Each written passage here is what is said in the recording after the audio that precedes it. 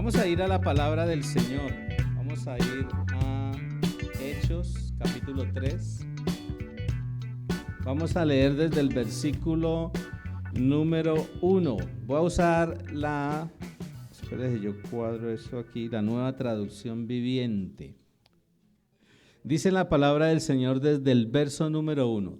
Cierta tarde, Pedro y Juan fueron al templo para participar en el servicio de oración de las 3 de la tarde. Mientras se acercaban al templo, llevaban cargando a un hombre cojo de nacimiento.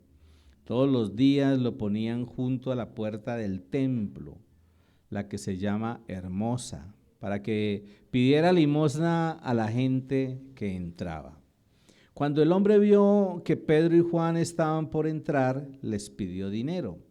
Pedro y Juan lo miraron fijamente y Pedro le dijo: míranos.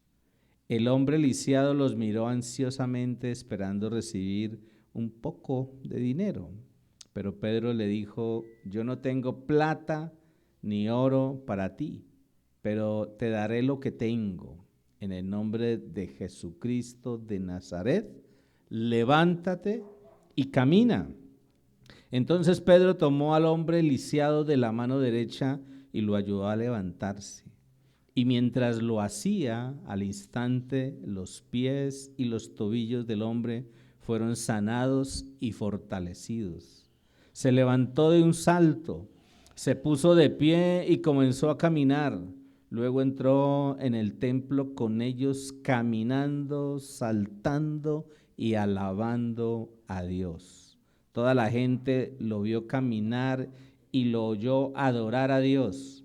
Cuando se dieron cuenta de que él era el mendigo cojo que muchas veces habían visto junto a la puerta hermosa, quedaron totalmente sorprendidos, llenos de asombro.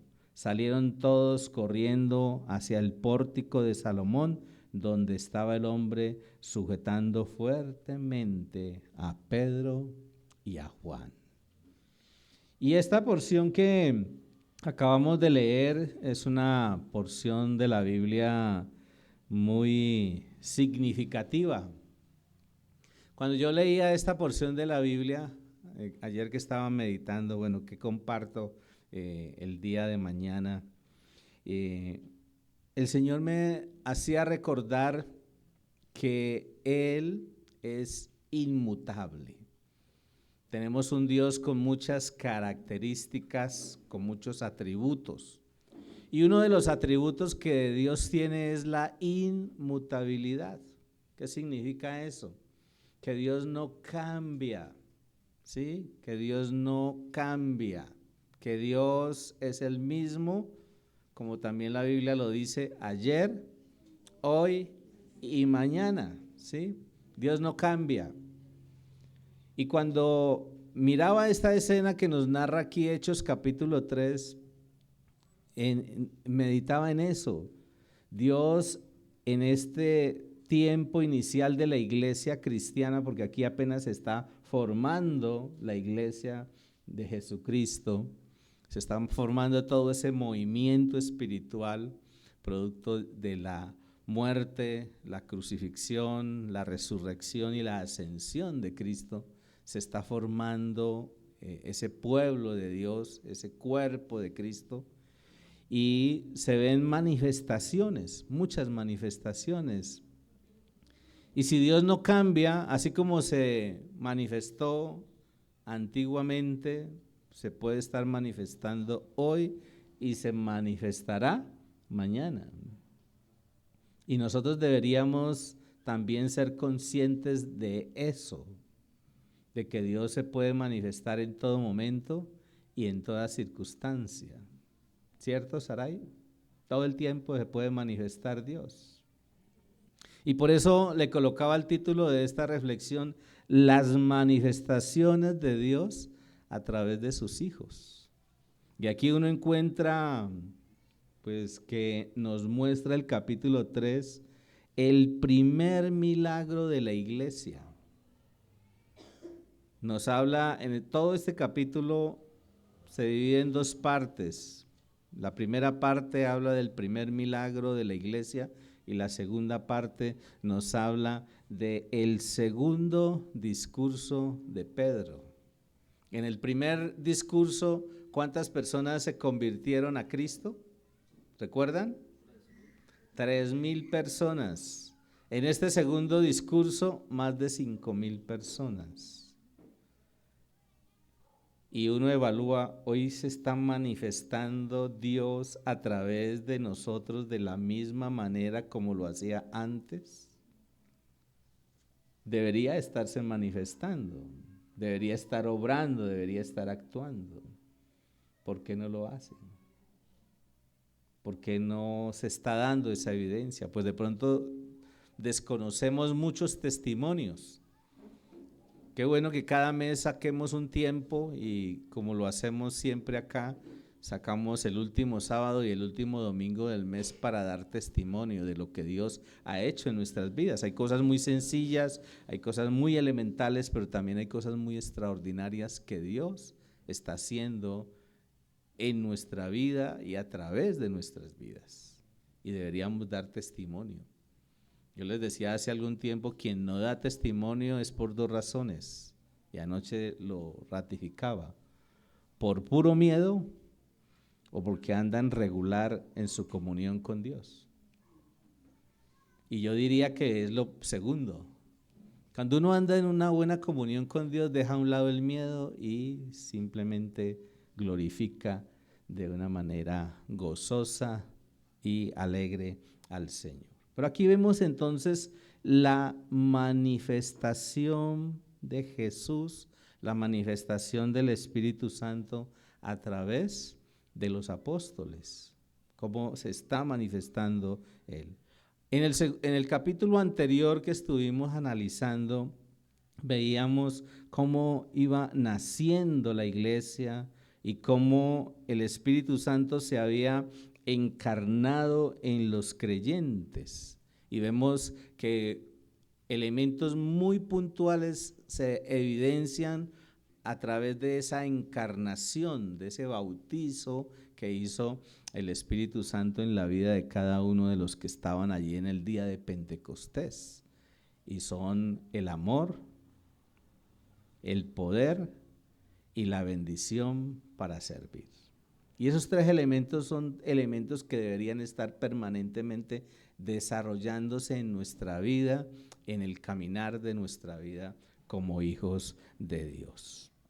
Y cuando miraba esto, entonces me hacía consciente de la gran necesidad y de la gran importancia que tiene el Espíritu Santo en el mundo.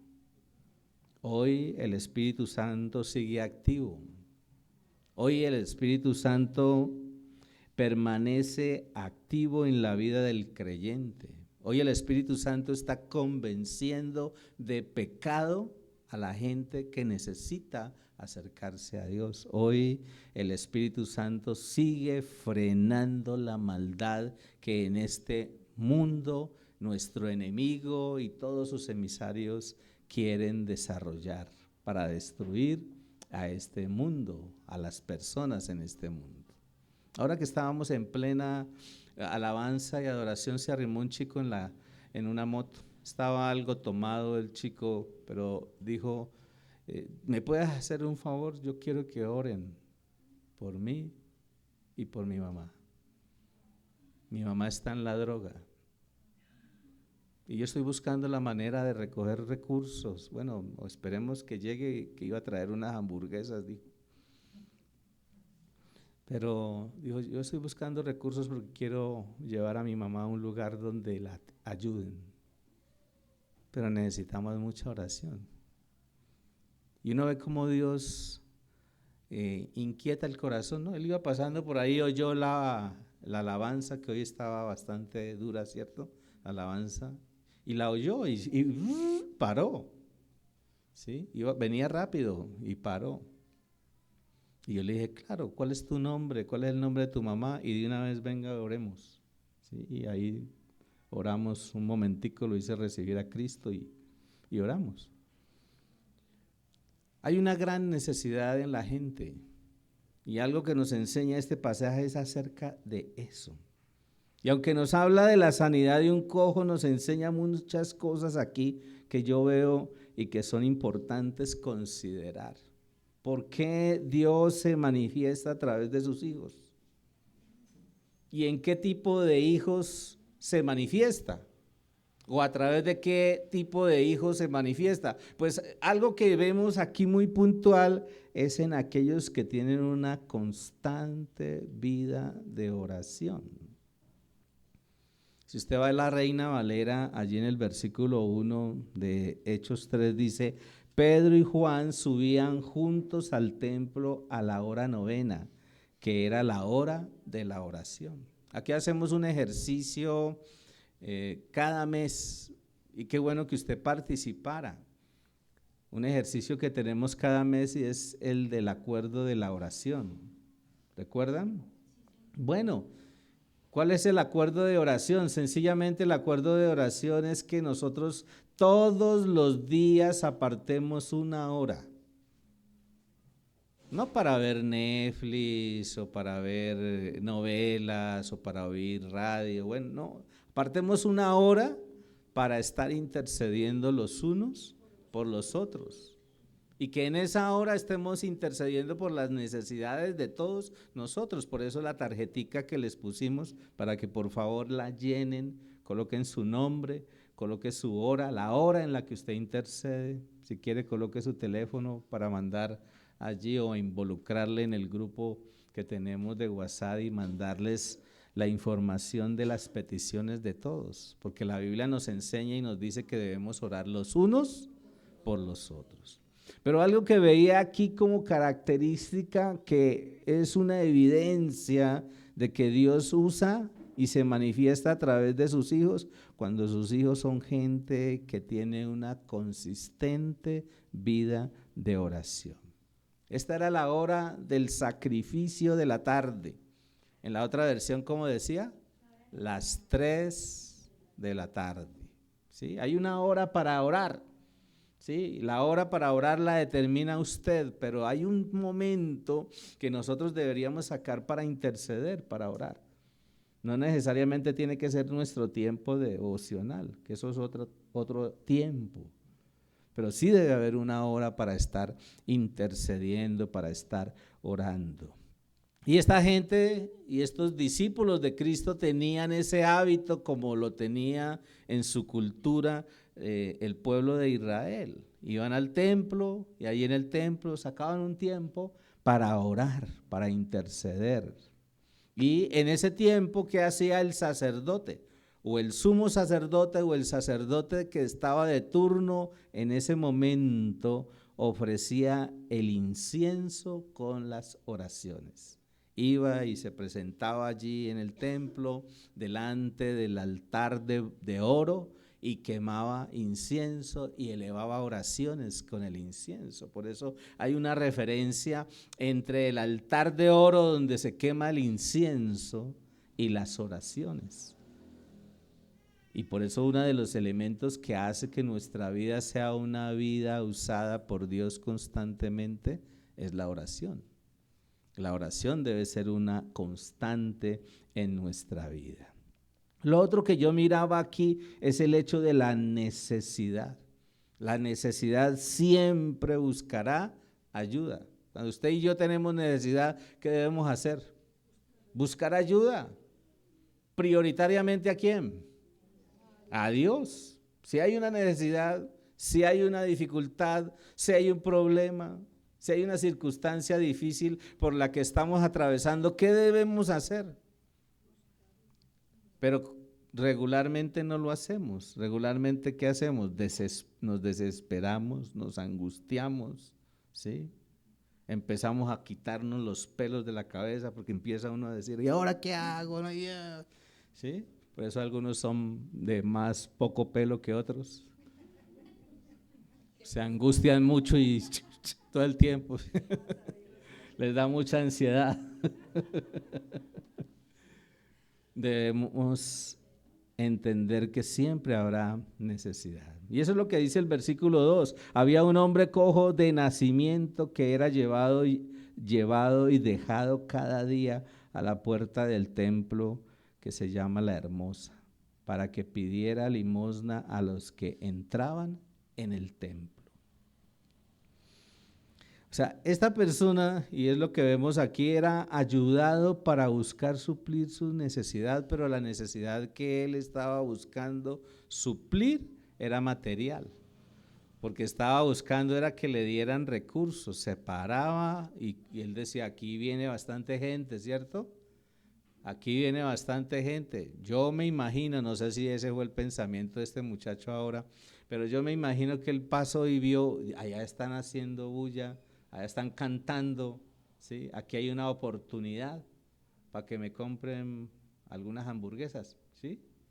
Y se detuvo. Era su necesidad material, pero también hay una necesidad espiritual. Aquí él era llevado, tenía que ser cargado y dejado allí en ese lugar para que se le supliera su necesidad material. Y aquí hay un contraste, porque una de las cosas curiosas que encontramos en este escritor que es Lucas, ¿sí? Que escribe Hechos, es que es muy detallista. Y él dice que lo dejaban allí a la entrada de la puerta del templo, que era la puerta conocida como la Hermosa. Me imagino que había una puerta hermosa, ¿sí? Y era hermosísima. Y ahí al lado de la puerta hermosísima estaba la realidad de un hombre que no podía suplir su necesidad. Y eso también nos enseña a nosotros en ese contraste, ¿no? Por un lado la creatividad del hombre, que puede hacer cosas hermosas, y por el otro lado las limitaciones del hombre que no pueden suplir sus necesidades físicas, emocionales y espirituales. Por sí solos, nosotros los seres humanos no tenemos capacidad de mejorar. Y esa era una enseñanza que yo sacaba. Por sí solos nosotros no tenemos capacidad de mejorar. ¿Qué necesitamos? De la ayuda de alguien, de la ayuda de otra persona. Y en este caso necesitamos de la ayuda de Dios. Dígale al que está a su lado, tú necesitas de la ayuda de Dios. Y bastante, dígale. Pero otro detalle que también encuentro aquí, para ser muy puntuales, es que no solamente la oración debe ser una oración consistente en nosotros. No solamente debemos ser conscientes de que la necesidad siempre se va a manifestar, sino el hecho de que Dios propicia oportunidades para ayudar y servir en cualquier momento. Y algo que me enseñaba el Señor es que como cristiano yo debo estar dispuesto y debo estar sensible a la voz de Dios. Porque uno dice, no, yo voy a ir a orar, y se le atravesó una situación y uno dice, no, yo voy a orar. Pero ellos iban a orar, iban al momento de la oración y se les presentó una oportunidad. Dios siempre va a propiciar oportunidades para ayudar y servir en cualquier momento. Y en el versículo 3 dice, cuando vio a Pedro y a Juan que iban a entrar en el templo, les rogaba que le dieran limosna. Y miren, el necesitado espera que alguien le ayude. Cuando uno está necesitado, uno está con esa sensación en el corazón, ¿quién me podría dar la mano? ¿Quién me podría ayudar? ¿Quién podría, ofrecerme una mano, extenderme la mano y sacarme de esta situación? o evitarme este dolor o ¿sí? generar una solución. Hay alguien y ese alguien es Dios. Y por eso Él propicia oportunidades y nosotros debemos estar siendo siempre sensibles a las oportunidades de Dios para actuar en función de la voluntad de Dios. ¿Sí? Yo tranquilamente hubiera podido decirle a ese muchacho, listo, déjame tus datos y yo luego oro. Yo me le acerqué y le sentí el tufito y yo dije, de una, ¿sí? Esas oportunidades no se pueden desperdiciar. Y más si el Señor me había dicho, comparta de esto, ¿no? Entonces, el necesitado espera que alguien le ayude. Pero lo cuarto que yo encontraba allí es que las oportunidades de Dios son para que actuemos diligentemente. Y eso lo vemos ahí en el versículo 4 y 5. Dice, estoy leyendo la Reina Valera, Pedro con Juan fijando en él los ojos, le dijo, míranos. Entonces él los miró atento, esperando recibir de ellos algo. El necesitado siempre esperará una respuesta según su necesidad. Pero lo increíble es que Dios responderá y suplirá la verdadera necesidad. ¿Cuál era la verdadera necesidad en esta persona? Estaba limitado. Él era cojo, ¿cierto?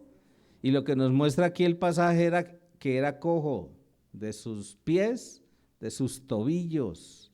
Estaba postrado, estaba inmóvil, era una persona improductiva.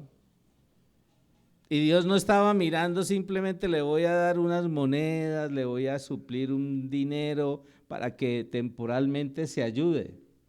¿Qué hace Dios? Dios responde integralmente a nuestra necesidad. Integralmente responde. Nadie está diciéndole, Señor, por favor, responde a esto, ¿no? Y Dios llega y hace otra cosa.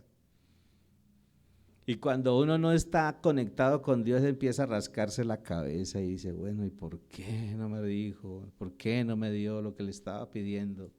Y no alcanza a dimensionar la respuesta de Dios y el beneficio de la respuesta de Dios. Debemos ser sensibles al obrar y al actuar de Dios. Pedro en el versículo 6 dice, pero Pedro dijo, no tengo plata ni oro, pero lo que tengo te doy. En el nombre de Jesucristo de Nazaret, levántate y anda. Y meditando en esto, el Señor me llevaba a reflexionar que hoy necesitamos una iglesia con poder espiritual. Y aquí se ve la evidencia del poder. Y como les decía inicialmente, si Dios obra a través de nosotros y si Dios actuó antes, debe estar actuando hoy y seguirá actuando mañana. Seguirá manifestándose a través de nuestras vidas, en nuestras vidas. Hoy necesitamos levantarnos también nosotros como iglesia. Pero también necesitamos hacer levantar, nosotros necesitamos hacer andar a personas que están postradas por el pecado. Hay mucha gente que está lisiada espiritualmente, que está allí frenada espiritualmente y que está esperando que yo sea sensible a la voz de Dios. Y Dios me da una cantidad de oportunidades y a veces yo soy insensible y no actúo en función de. María del Mar y Sergio nos recordaban ahora que nos hemos hecho un propósito este año, mínimo, poder evangelizar, consolidar y edificar 2 personas. 2 personas a las que nosotros ganemos para Cristo. Y es cada uno de nosotros. A veces decimos, ¿por qué será que hay sillas vacías en la congregación? Y uno dice, ¿por qué será? Gloria a Dios por el trabajo ministerial que estamos haciendo en el Ortigal, en Camposano, en Timbío, bueno, en los diferentes lugares donde Dios nos permite servir, ¿cierto? Pero ¿qué de mí? ¿Qué de mí? Bueno, ¿a quién le estoy llegando? ¿A quién estoy hablando? ¿A quién estoy exponiendo? Para mí eso fue significativo. Cuando yo recibí a Jesucristo, yo dije, uy, esto es extraordinario. Esto es significativo. Yo no me puedo quedar callado. Y empecé a orar, Señor, por favor, mi papá, mi mamá, mis hermanos, mis tíos, mis primos. Y todo el tiempo era. Y empecé a buscar estrategias para ganarme a mi familia para Cristo. Y cuando uno se dispone, Dios responde. La primera persona que yo evangelicé fue mi abuela, que en paz descanse, la mamá de mi mamá.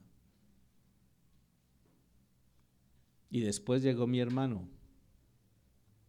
y aceptó a Cristo. Y después llegó mi otro hermano que estaba en la cárcel y aceptó a Cristo.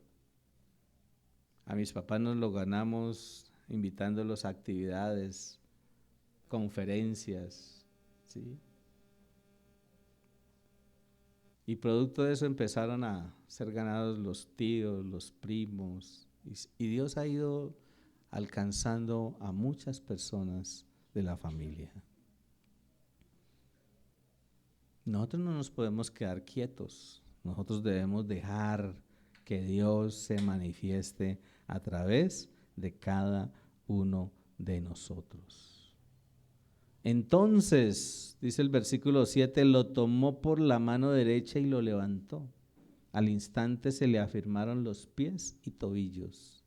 Tenía problema en sus pies, tenía problema en sus tobillos, por eso no podía caminar, era una persona lisiada. Pero algo que yo noto aquí y es significativo es la obediencia. Miren, la obediencia a la dirección y la guía del Espíritu Santo trae resultados. Cuando usted se deja guiar por Dios, cuando usted es sensible a la voz de Dios, a la guía del Espíritu Santo, inmediatamente hay resultados. Dios va a obrar, Dios va a actuar, Dios se va a manifestar.